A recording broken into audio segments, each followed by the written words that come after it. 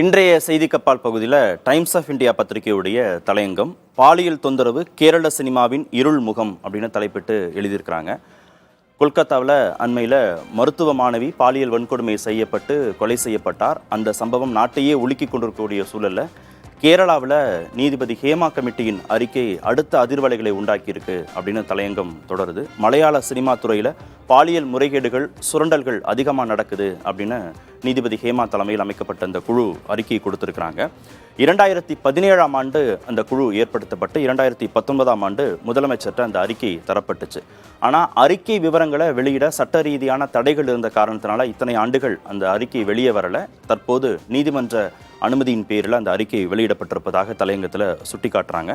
ஓடும் காரில் பாலியல் தாக்குதலுக்கு உள்ளான நடிகைக்கு பிறகுதான் இந்த சம்பவம் அதிக முக்கியத்துவம் பெறுது. வேலை செய்யக்கூடிய இடம், நடிகைகள் தங்கும் இடம், பெண் தொழிலாளர்கள் தங்கக்கூடிய இடம், போக்குவரத்து சமயத்தில் தான் அவங்களுக்கு அதிகமான பாலியல் தொல்லைகள் நடைபெற்றிருப்பதாக அந்த அறிக்கையில் சுட்டி காட்டப்பட்டிருக்கு. அவங்க உடன்படலைன்னா அச்சுறுத்தல்கள் தொடருது அப்படிங்கிறதும் அந்த அறிக்கையில் சுட்டி காட்டப்பட்டிருப்பதாக தலையங்கத்தில் சொல்லியிருக்காங்க. அறிக்கையுடைய பரிந்துரைகள்லாம் நடைமுறைக்கு வரணும் அப்படின்னு தலையங்கத்தில் எதிர்பார்ப்பை வெளிப்படுத்தி இருக்கிறாங்க. பெண்களுடைய பங்களிப்பு திரைத்துறையில் அதிகமாக்கப்படணும் அப்படிங்கிறதும் முக்கியமான வலியுறுத்தலாக இருக்குது. என்னன்னா 9% தான் பெண் இயக்குநர்கள் இருக்கிறாங்க, 12% தான் திரைக்கதை ஆசிரியர்கள் பெண்களாக இருக்கிறாங்க, 15% தான் பெண் தயாரிப்பாளர்கள் திரைத்துறையில் மலையாளத்துறையில் இருக்கிறாங்க. இந்த சதவீதம் அதிகமானாதான் இந்த மாதிரியான பாலியல் முறைகேடுகள் சுரண்டல்கள் குறையும் அப்படிங்கிறதும் தலையங்கத்துடைய வலியுறுத்தல்களாக இருக்குது.